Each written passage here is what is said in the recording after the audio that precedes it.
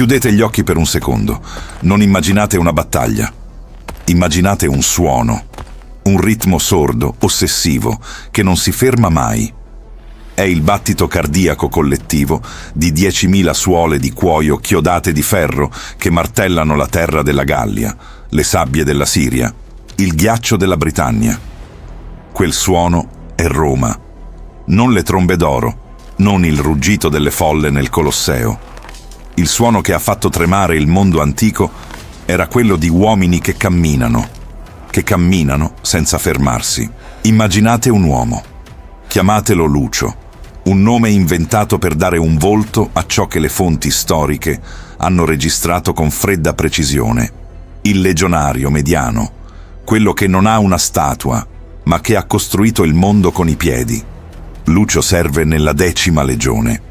Sulle sue spalle non riposa solo il peso dell'impero, ma 30 chili di ferro, cuoio, legno e grano che scavano solchi nella carne mentre il sole brucia la nuca o la pioggia trasforma la strada in una palude di fango viscido.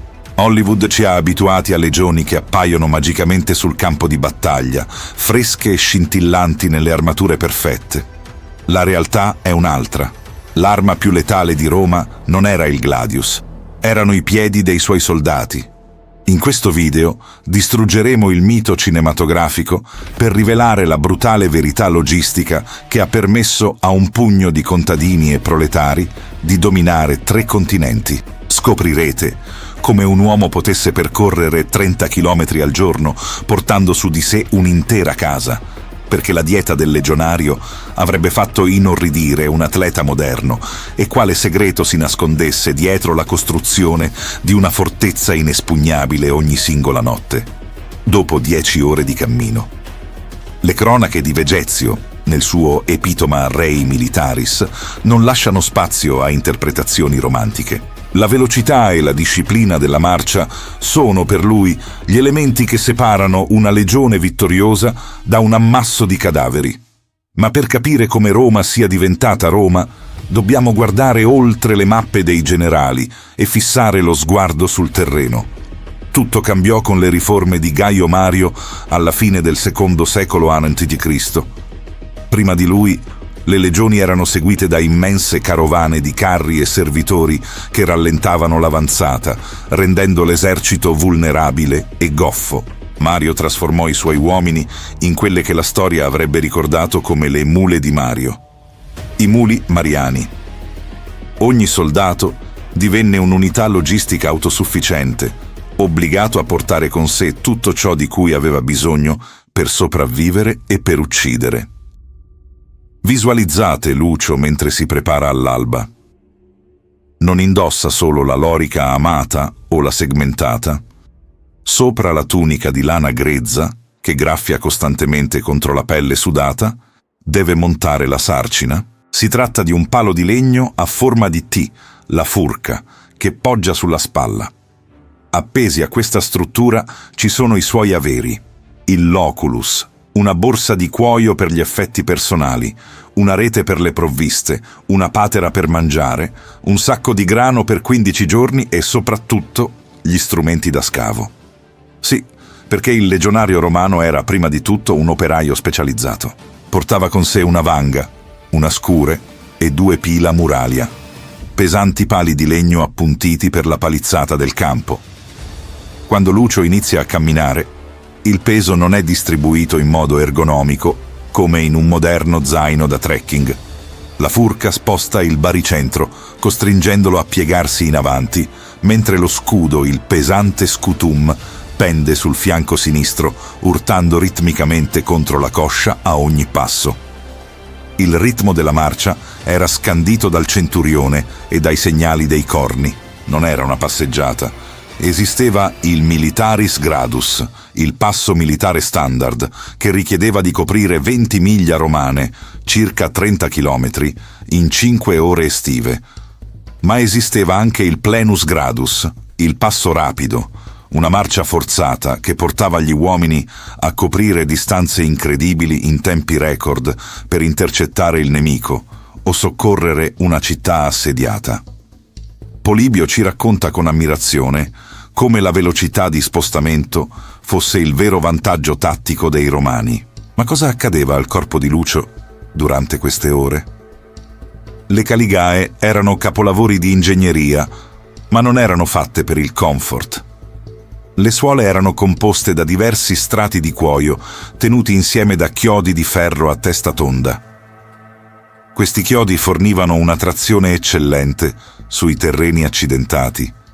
Erano i tacchetti dell'antichità, ma trasmettevano ogni singola vibrazione e asperità del suolo direttamente alle ossa del piede.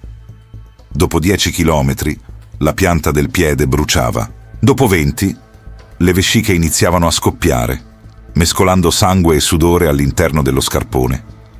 Non c'erano calze di cotone morbido. I soldati più esperti avvolgevano i piedi in bende di lana o lino per ridurre l'attrito, ma l'umidità era una nemica costante.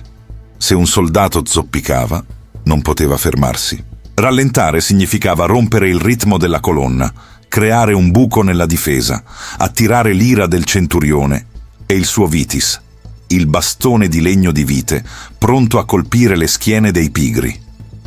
La polvere era un altro tormento silenzioso.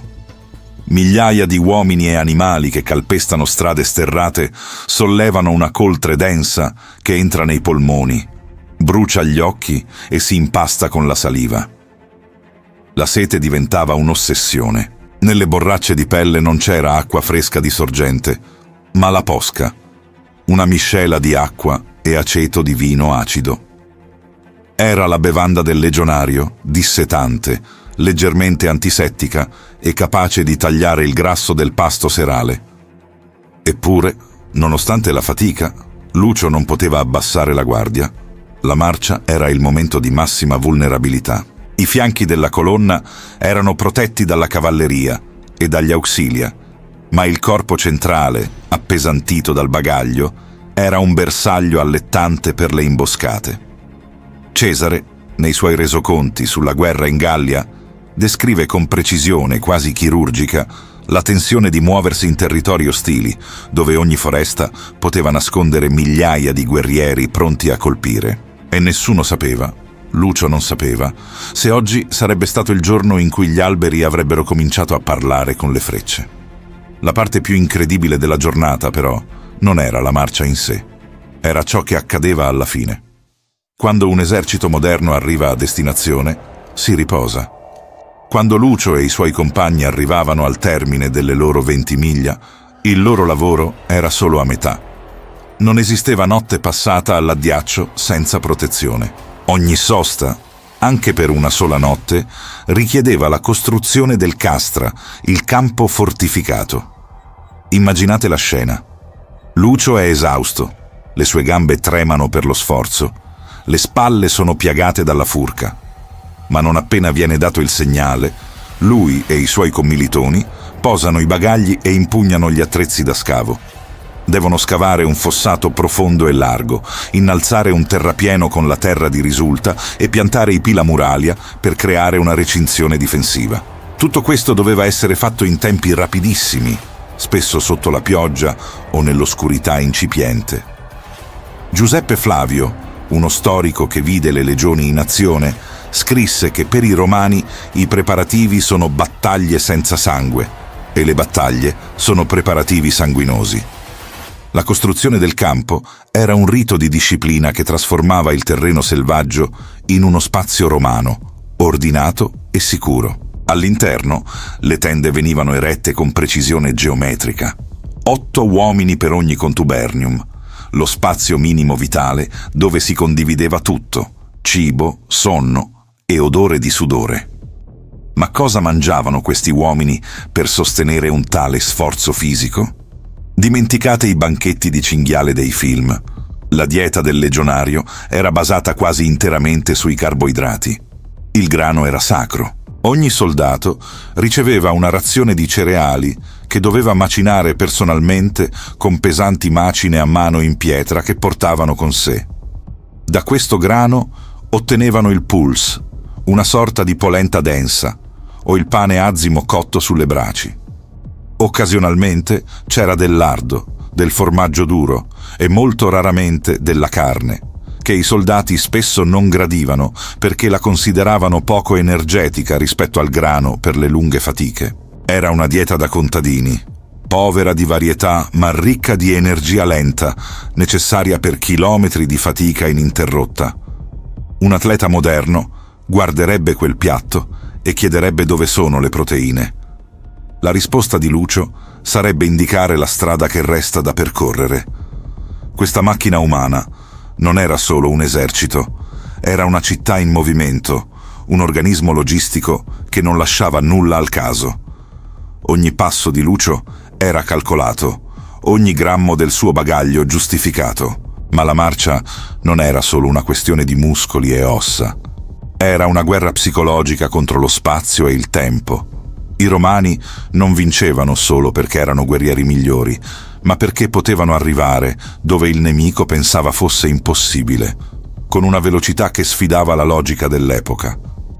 E dietro questa efficienza leggendaria si nascondeva un costo umano terrificante che le statue di marmo non raccontano. Le deformazioni ossee riscontrate dagli archeologi sugli scheletri dei legionari parlano di stress cronico alle ginocchia, alle caviglie e alla colonna vertebrale. Erano uomini vecchi a 30 anni, consumati da un sistema che li considerava ingranaggi di una macchina da guerra inarrestabile. Ma la pressione non finiva con la giornata. L'oscurità nel campo non era mai assoluta. C'era il crepitio dei fuochi di guardia e il mormorio sommesso di migliaia di uomini che cercavano di riparare non solo le proprie armature, ma anche le proprie anime. Lucio siede su un tronco abbattuto, le mani callose che stringono un ago d'osso per rammendare la sua tunica lacerata. Attorno a lui, i 7 compagni del suo contubernium sono ombre stanche. In questo spazio ristretto, tra l'odore di cuoio bagnato e quello del fumo, si forgia l'arma più potente di Roma, la coesione. Non combattono per l'imperatore che non vedranno mai, né per un'idea astratta di gloria.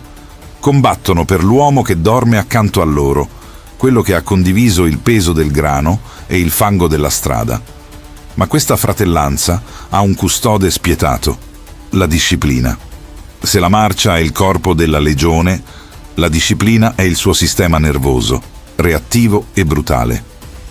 Polibio descrive con freddezza ciò che accade a chi tradisce questa fiducia. Non esistono punizioni lievi per chi si addormenta durante la guardia o per chi abbandona il carico durante una marcia forzata. Esiste il fustuarium. Se un soldato commette un reato grave contro il gruppo, il tribunale militare è rapido. Il condannato viene toccato dal bastone del tribuno e, un istante dopo, sono i suoi stessi commilitoni, gli uomini con cui ha marciato per centinaia di miglia, a doverlo colpire con bastoni e pietre fino alla morte. È un paradosso crudele. L'unità che li tiene in vita è la stessa che li obbliga a diventare carnefici del proprio fratello per preservare l'integrità del tutto. Questa pressione psicologica costante trasforma la marcia in un rito di sottomissione. Mentre la colonna si snoda lungo le valli della Germania o le gole dell'Anatolia, l'ordine non è mantenuto solo dalla paura, ma da una gerarchia visibile. In testa marciano gli exploratores, gli occhi della legione. Questi uomini non sono semplici soldati, sono specialisti che cavalcano miglia avanti alla colonna, leggendo il terreno come un libro aperto. Cercano tracce di fumo, rami spezzati, l'assenza innaturale di uccelli nei boschi. Se loro falliscono, la legione cammina bendata verso il massacro. Dietro di loro, la colonna si organizza nell'agmen quadratum quando il pericolo è imminente. Non è una parata, ma un organismo corazzato. I bagagli, i pesanti carri dei generali e le macchine d'assedio smontate, le impedimenta, vengono posti al centro, protetti su ogni lato da coorti pronte a ruotare e formare un muro di scudi in pochi secondi. Ogni legionario cammina con il pilum in pugno, non sulla spalla. La mano destra è pronta, il pollice vicino all'impugnatura del gladius. La stanchezza viene ricacciata in un angolo buio della mente. In territorio ostile, la marcia è già battaglia. Ma c'è un nemico più insidioso dei barbari, l'invisibile assalto della malattia. Muovere 10.000 uomini significa gestire un disastro ecologico ambulante. I romani lo sapevano. La logistica delle marce non riguardava solo il cibo, ma anche i rifiuti. Il Praefectus Castrorum doveva assicurarsi che il campo fosse sempre situato a monte rispetto alla fonte d'acqua per gli animali e che le latrine fossero scavate sul lato opposto rispetto alle cucine. Un'epidemia di dissenteria poteva distruggere una legione più velocemente di una carica di cavalleria partica. Lucio sa che pulire la propria attrezzatura e mantenere un minimo di igiene personale, nonostante le piaghe ai piedi, non è vanità, è sopravvivenza. Eppure, nonostante questa precisione quasi ossessiva, accade l'imprevisto. L'imboscata. Immaginate il rumore improvviso di migliaia di voci che esplodono dalle foreste, il fischio delle frecce che oscurano il cielo. Qui, la verità della marcia romana si rivela nella sua forma più pura. Mentre un esercito disorganizzato andrebbe nel panico, il legionario romano reagisce per riflesso condizionato. Non c'è bisogno di ordini gridati nel caos. Gli uomini si raggruppano attorno alle proprie insegne, i signa. Il signifer, con la pelle di lupo sulla testa, è il faro nel mare della battaglia. Lucio non guarda il nemico, guarda l'aquila o il manipolo davanti a lui. Si liberano della sarcina con un movimento fluido, lasciando cadere i 30 kg di legno e grano per diventare leggeri, letali. La transizione da facchino a predatore è istantanea. È qui che i chilometri di sofferenza pagano il loro dividendo. Un uomo che ha marciato per 30 chilometri sotto il sole ha una tempra che il guerriero tribale, per quanto coraggioso, raramente possiede. Ma cosa resta di questi uomini quando la strada finalmente finisce? La storia ci ha tramandato i nomi dei grandi generali, Cesare, Scipione, Traiano, ma la mappa del mondo moderno è stata disegnata dai piedi di Lucio. Le strade che oggi percorriamo in Europa, da Londra a Belgrado, sono spesso sovrapposte ai tracciati originali delle marce romane. Città come Torino, Vienna o Colonia hanno le loro origini storiche profondamente legate alla presenza di accampamenti romani. E molti storici sostengono che i loro centri urbani siano cresciuti, in parte, dal perimetro quadrato di quei campi eretti in una notte di pioggia da uomini esausti. Ogni pietra di quelle fondamenta è stata portata sulla schiena di un soldato che imprecava contro il peso della sua furca. La brutale verità è che l'impero romano non è stato costruito sulla punta della spada, ma sulla suola della caliga. È stato costruito sulla capacità di sopportare l'insopportabile, di camminare un miglio in più rispetto al nemico e di scavare un fossato quando ogni fibra del corpo gridava pietà. Lucio, e vale la pena ricordarlo, è un personaggio composto, creato per dare voce umana a ciò che le fonti di Vegezio, Polibio, Cesare e Giuseppe Flavio hanno registrato con fredda oggettività. Rappresenta milioni di uomini reali, i cui nomi non sapremo mai. Alla fine dei suoi 20 anni di servizio, se sarà sopravvissuto, riceverà un pezzo di terra. Ma le sue ginocchia saranno consumate, la sua schiena curva e i suoi piedi segnati per sempre dalle cicatrici dei chiodi di ferro. È il prezzo del dominio. Quando guardate le rovine di un anfiteatro o la maestosità di un arco di trionfo, ricordatevi che dietro quel marmo c'è il sudore acido di milioni di passi. Le deformazioni ossee che gli archeologi trovano sugli scheletri dei legionari non mentono. Erano uomini distrutti dentro, molto prima di qualsiasi battaglia.